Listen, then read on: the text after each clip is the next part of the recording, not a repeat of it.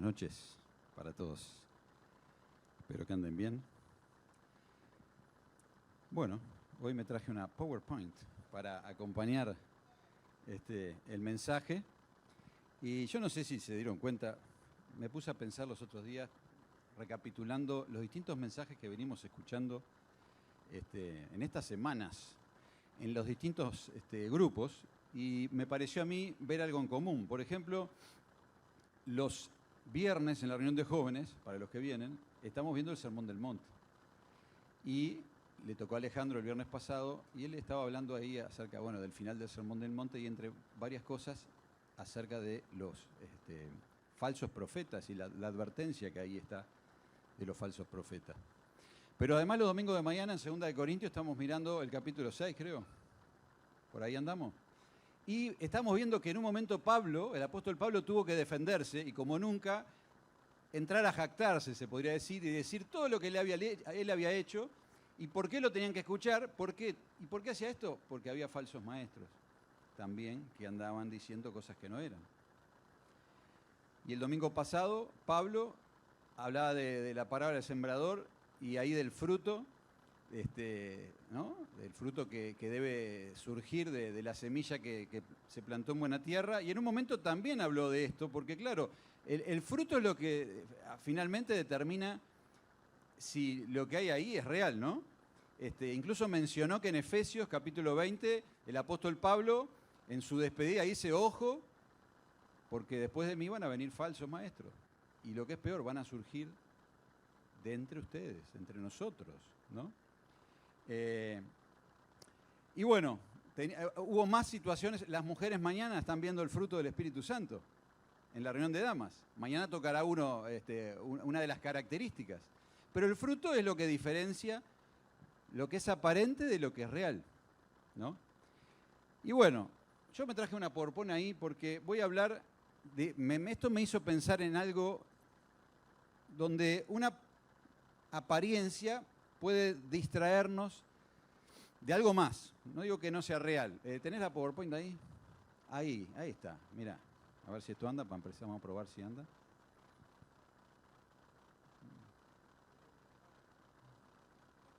Esto anda cuando quiere, ¿no? Ahí está. Anda. Bien. ¿Qué libro de la Biblia les hace pensar en un muro? Nehemías, ¿no? Está bien, Jericó, dijo Abel, allá Josué. Puse un título sensacionalista, diría yo. ¿Vieron cuando se ponen los títulos? ¿No? El título de diario matutino, El muro equivocado. Porque todos sabemos, si yo les preguntara de qué habla el libro de Nehemías, uno intentaría resumir y dice, mirá, el libro de Nehemías, le tengo que contar a alguien que no sabe, habla de cómo un pueblo logró a través de un liderazgo, de un líder, reconstruir un muro que estaba derribado y que durante años no había quien lo levantara.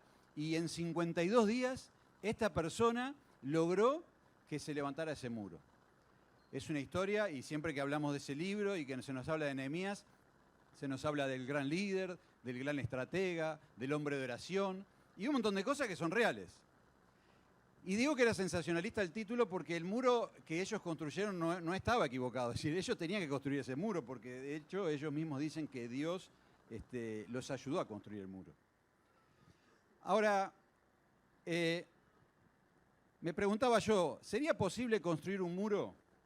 ¿No? Festejar, estar contentos y en determinado momento ver o darnos cuenta que el muro ese no era tan importante como otro que teníamos que construir. ¿Podría pasar eso? Que uno haga una gran obra y después de terminada, medio tarde se daría cuenta, pero el problema era otro acá.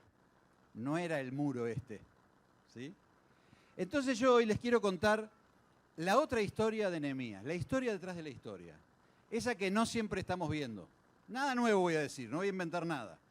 Pero si el libro de Nehemías terminara en el capítulo 12, no habría ningún lugar a dudas que es una historia de gran éxito, ¿no? Empiezan destruidos, terminan con el muro construido. Pero, por alguna razón extraña, el libro no termina en el capítulo 12, termina en el capítulo 13. Y el capítulo 13 es absolutamente deprimente, ¿sí?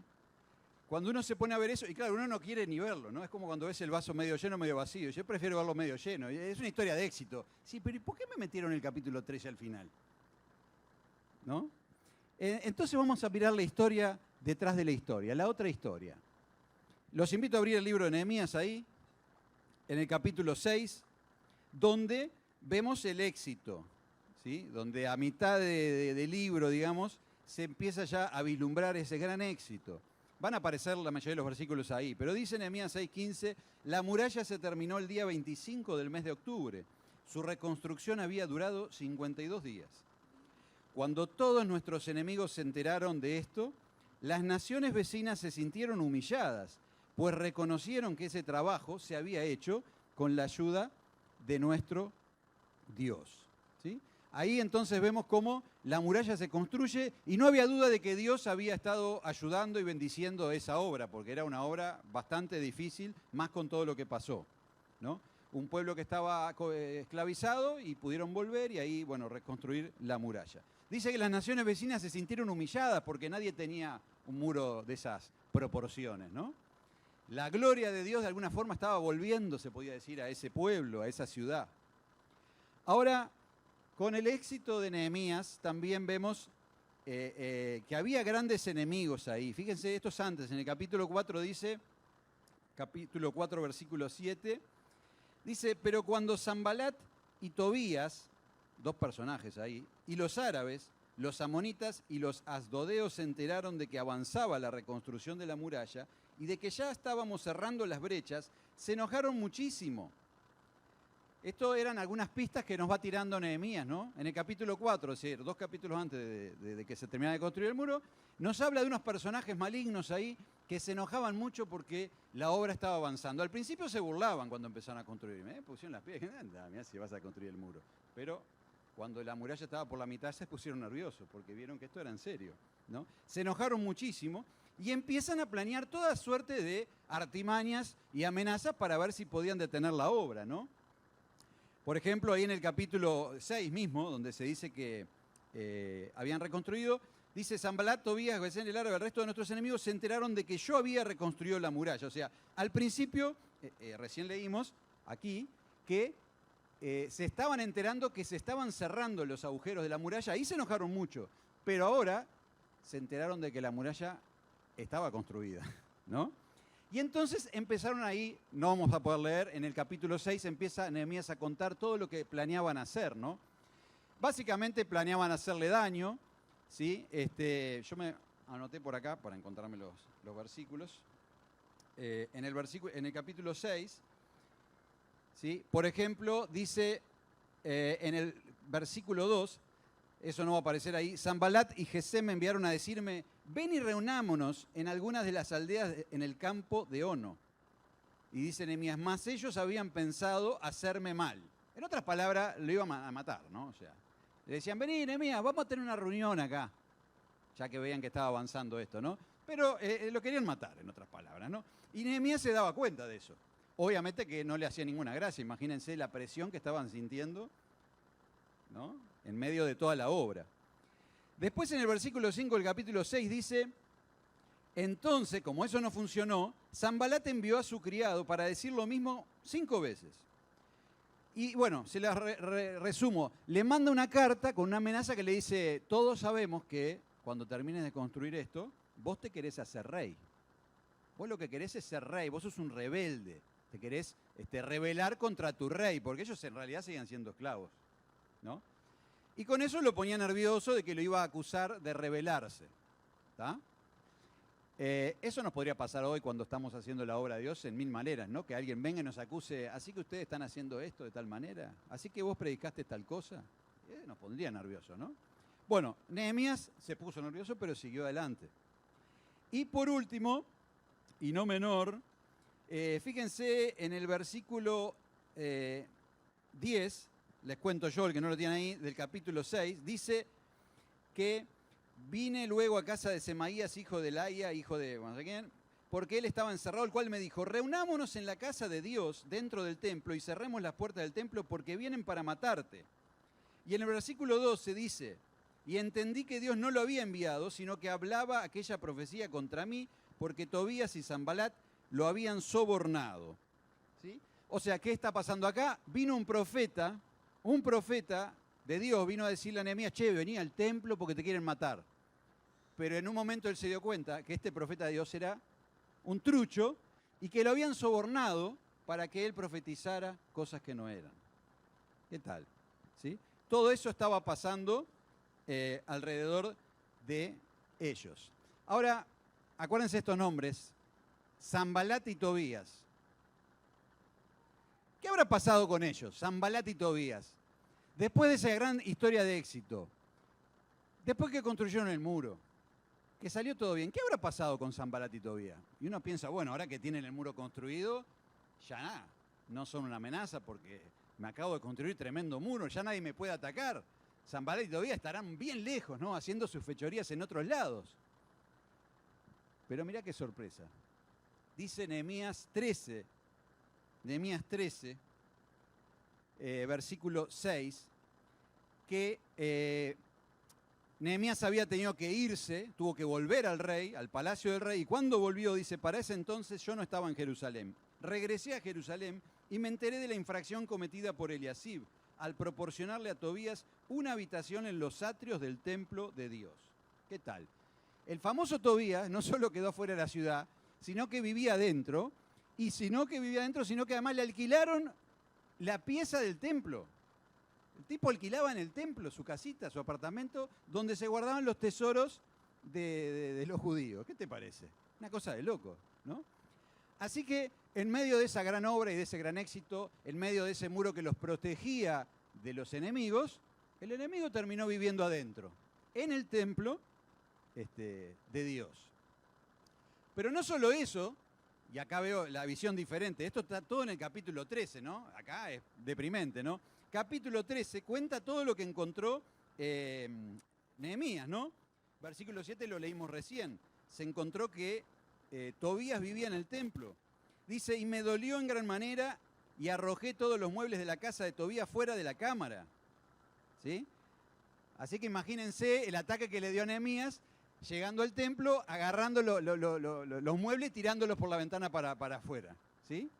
Nehemías, que siempre decimos que era un tipo tranquilo, que se sentaba y oraba primero y después hablaba con el rey. No, vino, le dio un ataque y le sacó los muebles y vamos a ver no solo eso, sino que después se empieza a enterar de un montón de cosas. Dice, entonces reprendí a los oficiales. Ahora les cuento por qué. Y dice, y reprendí a los nobles de Judá. Y reñí con ellos, y los maldije, y herí a algunos de ellos y les arranqué los cabellos. O sea, no solo le tiró los muebles para afuera, sino que termina a las piñas, literalmente. Le arranca los cabellos, ¿sí? Los maldije y herí, dice ahí. Así termina la historia de Nehemías, ¿no? Nehemías sacado completamente, pegándole a todos. ¿Pero por qué? Porque se encontró, cuando dice que reprendió a los oficiales y a los nobles, por ejemplo, los nobles, que eran las personas importantes del pueblo, ¿saben lo que hacían? En el día de reposo, que no tenían que negociar, ni comprar, ni vender nada, ellos abrían las puertas de la ciudad, las puertas del muro, y salían a negociar con unos que iban a vender cachivaches ahí, en la puerta, ¿no? Y hacían negocio en el día de reposo, ¿no? Y también reprendió, la historia es larga, pero reprendió a los sacerdotes, ¿sí? Reprendió a todas las personas porque habían dejado de ofrendar, habían dejado de hacer un montón de cosas.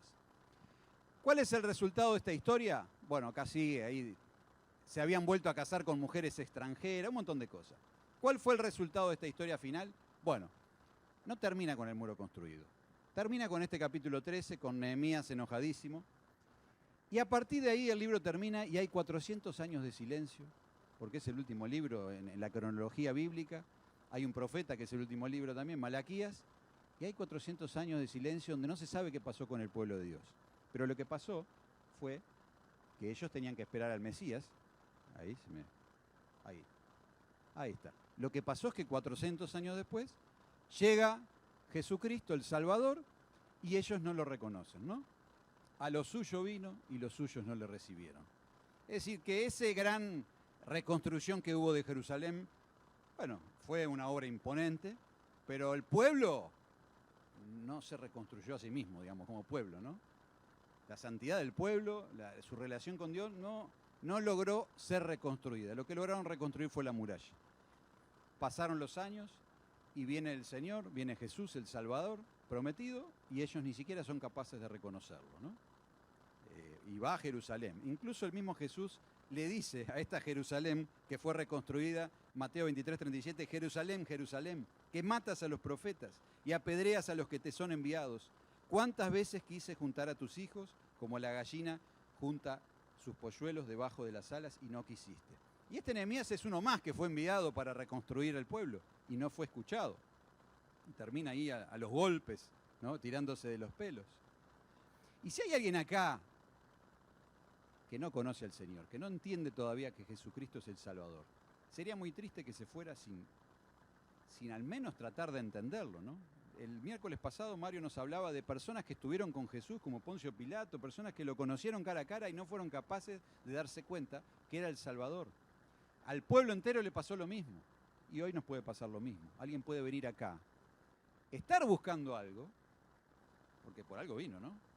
Estar buscando algo espiritual, el camino, irse y no, dice, no vi nada, no pasó nada. Me voy para otro lugar a ver si encuentro algo diferente, ¿no? Que no pase eso. Ahora, como pueblo, Israel fracasó, porque cuando vino el Mesías no supieron reconocerlo. Y yo me quería preguntar, también rápidamente, algunas pistas que nos deja Nehemías en el libro de por qué pasó esto. ¿Por qué una obra tan grande y tan exitosa, por detrás hubo una historia tan triste? Y lo que hay es pecado, muro adentro. Es decir, detrás de ese muro había pecado que siguió existiendo y como dice ese versículo de Corintios, un poco de levadura hace fermentar toda la masa. Y si yo no me encargo del pecado, por pequeño que sea, eso empieza a crecer y al final se pudre todo. Entonces, una vez que Nehemías cuenta el éxito de la construcción, mire, inmediatamente después, dice así, les leo de nuevo, porque dice, la muralla se terminó el día 25 del mes de octubre, su reconstrucción había durado 52 días. Cuando todos nuestros enemigos se enteraron de esto, las naciones vecinas se sintieron humilladas, pues reconocieron que ese trabajo se había hecho con la ayuda de nuestro Dios. Hasta ahí todo divino. Pero inmediatamente después dice, ahí va, lo que aparece ahí. Y uno dice, ¿por qué dice esto? Dice, en aquellos días los nobles de Judá se mantuvieron en estrecho contacto con Tobías, pues muchos judíos estaban aliados con él en vista que era yerno de Secanías, hijo de Araj, y de que su hijo Johanán era yerno de Mesulán, hijo de Berequías. Constantemente ellos me hablaban de las buenas acciones de Tobías y luego le contaban todo lo que yo decía. Acá encontramos el primer problema que Nehemías nos deja la pista. ¿Cuál es el primer problema? Que había parcialidad, ¿sí? ¿Qué quiere decir que había parcialidad? Bueno, como leí recién, resulta que este Tobías, que era el enemigo, ¿sí?, estaba emparentado con alguno que era alguien del pueblo, ¿no? Entonces nos habla que dice que fulanito era yerno de Secanías, que era yerno de no sé quién, que era yerno no sé cuánto. Y eso lo llevó a realizar favoritismo, realizar injusticia. Y esto es una advertencia que queda para una comunidad, ¿no? Como nosotros, la iglesia. Porque si se ponen a pensar en esta y en cualquier iglesia, el 70% somos parientes. Y si no, nos vamos a emparentar tarde o temprano. ¿Por qué? Porque los cristianos nos casamos con cristianos. Porque es lo que dice la Biblia, nos enseña. O sea, no os unáis en yugo desigual. Si lo más importante en tu vida es Dios, entonces tenés que juntarte con una persona que lo más importante sea Dios. Entonces vos te pones a mirar, ¿cuántos parientes tenés acá vos? Yo empiezo a contar. Tengo acá a mi cuñado, a mi cuñada, a mis sobrinas, ¿no? Y ahí puedo seguir. Y otros a otros. Y mañana se nos casa uno ahí y nos emparentamos todos. Ahora, ¿qué problema? Es un riesgo que siempre va a existir. ¿Qué problema si uno empieza a ser parcial? Parcial. Ah, este es mi sobrino, a este se la perdono. Ah, este es mi hermano, ah, este es mi tío, este es mi abuela, ¿no? Este es mi amigo. Y vos decís, ¿pasa, no pasa? Bueno, no tiene que pasar. Ahí pasó, ¿no? Y cada vez que ha pasado, qué líos, ¿no? Y qué bueno cuando y empieza el liderazgo, cuando los ancianos dicen, mira, hasta si es necesario, acá no me meto yo porque esto, yo soy familia, que lo haga el otro, ¿no? Qué importante ser capaces de tener la imparcialidad, ¿sí?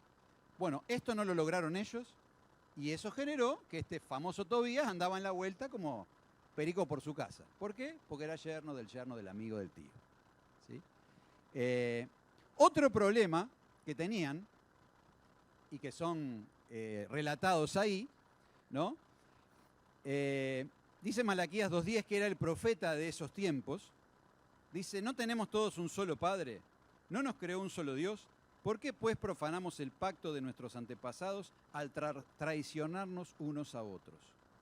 Lo que estaba pasando es que entre ellos, y todo esto que está relatado ahí en Nehemías 5, en Nehemías 6, dice que había abusos. Quienes conocen la historia, y si no la pueden ir a leer, pero una cosa que pasaba es que en ese tiempo había mucha hambre y entonces había unos que se aprovechaban de los otros. Entonces, como uno no tenía plata, venía yo y le prestaba plata y lo mataba con los intereses, ¿no? Había usura entre los hermanos, entre los creyentes, en aquel tiempo, ¿no? Y bueno, eso lleva a una crisis dentro del pueblo. Ahora, cuando Nehemías relata esa crisis, donde dice que en Nehemías 5:1 les leo, dice, en esos días algunos de los hombres y sus esposas elevaron una protesta contra sus hermanos judíos, es decir, se quejaban unos contra otros. ¿Por qué? Porque los estaban explotando. Ahora, ¿eso cuándo pasaba? Eso pasaba mientras cada uno ponía un ladrillito. O sea, mientras todo parecía que iba divino, y uno dice, mirá, que siempre resaltamos eso y está bueno. Cada uno ponía un ladrillo, cada uno construía su parte. Bueno, mientras eso pasaba, que estaba muy bien, también pasaba esto, ¿sí? Había pecado que no se estaba solucionando, que después de Nehemías lo solucionó. Había infidelidad, Malaquías habla de infidelidad en este caso, de que engañaban esposos a esposas, no sé si esposas a los esposos. Había engaño, infidelidad en el matrimonio. Y los reprende porque dice, has dejado a la mujer de tu juventud, ¿sí? Y bueno, había hipocresía obviamente, porque imagínense que había un profeta de Dios que era trucho y aceptaba sobornos. Hace un rato lo leímos, ¿no? O sea, el profeta de Dios aceptaba sobornos. El sumo sacerdote, que se llamaba Eliasib, metió a vivir al enemigo dentro del templo. O sea, era una hipocresía tremenda lo que estaba pasando ahí, ¿no? O sea, los siervos de Dios más espirituales estaban metiendo la pata feo, ¿no? Bueno, es obviamente esta hipocresía que algunos tuvieron, llevó, ¿no? Dice, actitud de la persona que finge ser lo que no es. Eso es la hipocresía, ¿no? Y por eso al principio empecé hablando de esto de las apariencias. Si será grave el tema de las apariencias, de no ser lo que uno aparenta ser, ¿no? Porque lleva a estas cosas, ¿no? Vivían en sospechas, desconfianza, desánimo, obviamente.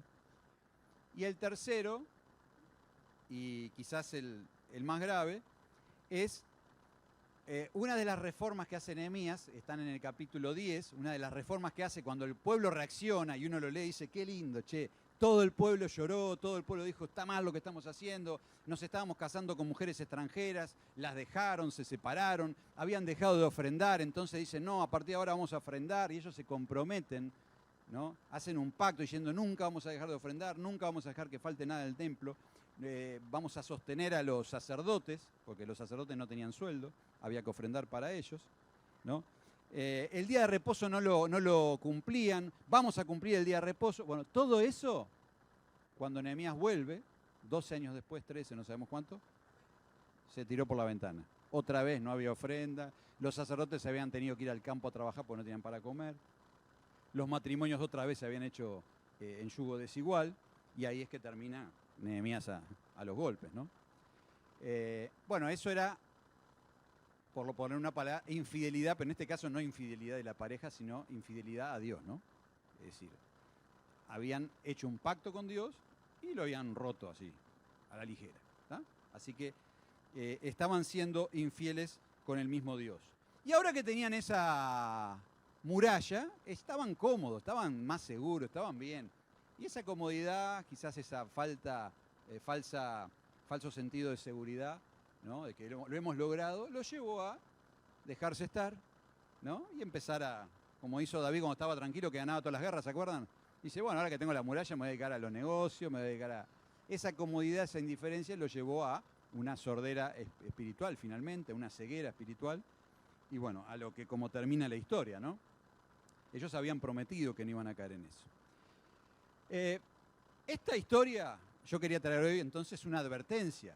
Ahora vamos a ver la parte linda rápidamente, una parte final linda, porque esto es deprimente decir, una gran historia de éxito que al final entonces parece que era horrible. No, no, fue una gran obra, Dios los bendijo porque pudieron construir ese muro, pero bueno, el ser humano somos tercos, somos duros y después queremos meter la pata. Y a mí lo que me resalta esto al final de la historia va a ser ese versículo que dice, el que piense estar firme, mire que no caiga, ¿no? Porque al final igual ellos volvieron a caer.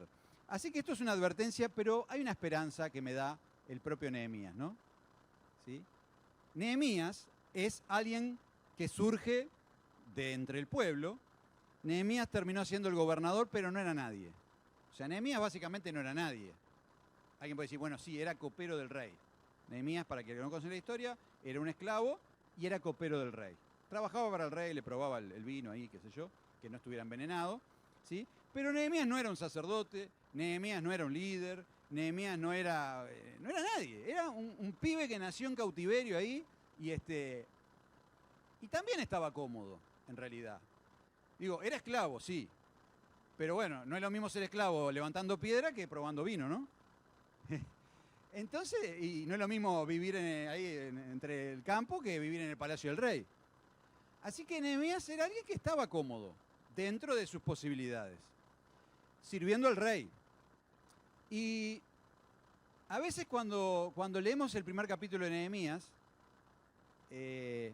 dice, ahí el primer capítulo dice, les pregunté por los judíos que habían regresado del cautiverio y sobre la situación de Jerusalén. Porque Nehemías, un día viene alguien y le pregunta, che, ¿cómo están allá en el pueblo?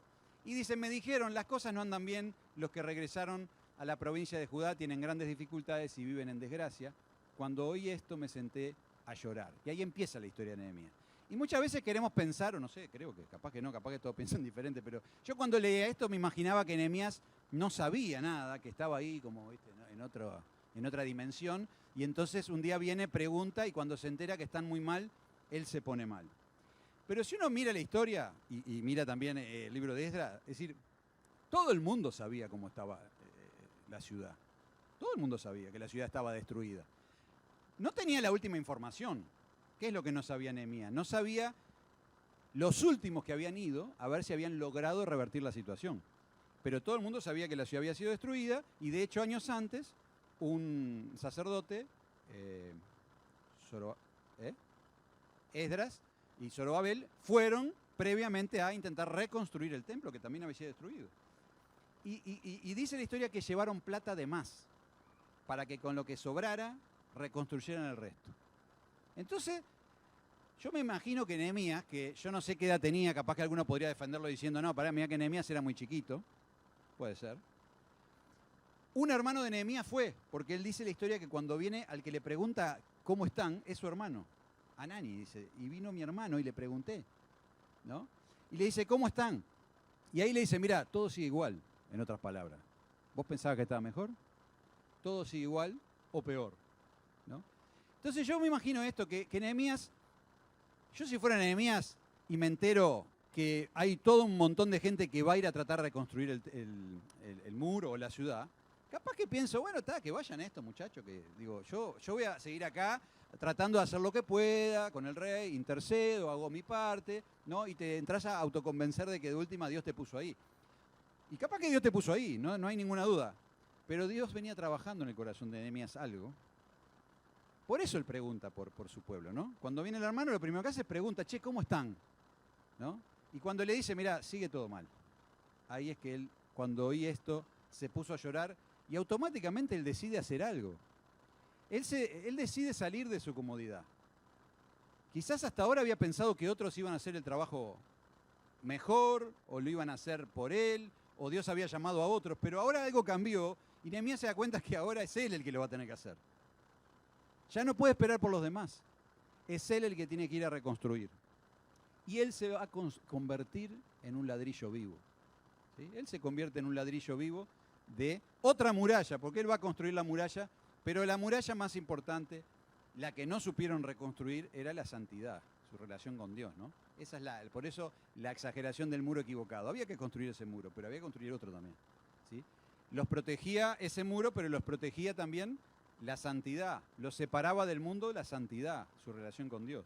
Y ahí es donde fallaron. Pero ahí es donde un hombre, que es Nehemías, nos da ese ejemplo de que dejó de esperar por otro, dejó de decir, bueno, es otro que lo tiene que hacer. Se dio cuenta que Dios le estaba diciendo a él, lo estaba incomodando a él. Voy a tener que meterme en este problema y voy a ir a reconstruir. Y ahí empieza la historia y él ve cómo va a hablar con el rey y ora y le pide que sea posible, ¿sí? Incluso Nehemías termina orando y pidiendo perdón. Quienes conocen o recuerdan el capítulo 1, él termina orando y pidiendo perdón. Y dice, che, qué exagerado, si él no tiene nada que ver. Él no tuvo la culpa de que estuvieran ahí en cautiverio. Fueron los anteriores, sus padres, sus abuelos. Sí, pero él asume ese fracaso de la comunidad, de su pueblo, y asume también que él no puede seguir estando ahí, ¿no? Que hasta ahora capaz que fue indiferente, pero ahora ya no va a seguir así, ¿sí? Y eso de dejar de ser indiferente y de estar dispuesto a dejar la comodidad y a dejarse incomodar por Dios, fue lo que lo llevó a hacer esa gran obra que sin duda él termina en el capítulo 3 y dice, hay cosas que no funcionaron, pero acordate que yo cumplí. Yo hice lo que tenía que hacer, dice Nehemías. Acordate lo que yo hice y acordate de los que no hicieron lo que tenían que hacer porque también son culpables, ¿no? Esos sacerdotes truchos que había ahí y un montón de cosas. Así que esto nos tiene que animar, ¿sí? Animar a estar dispuestos a dejar esa comodidad que a veces vamos a obtener porque uno se va sentando en un montón de cosas, a no enfocarnos solamente en lo visible, ¿no? Y nuevamente, no estoy diciendo nada nuevo, a darnos cuenta que lo más importante es la relación con Dios, la santidad práctica. El muro que los protegía de no haber caído en esto no era el muro ese, era el estar cerca de Dios, el hacer las cosas bien, el haber cumplido sus promesas.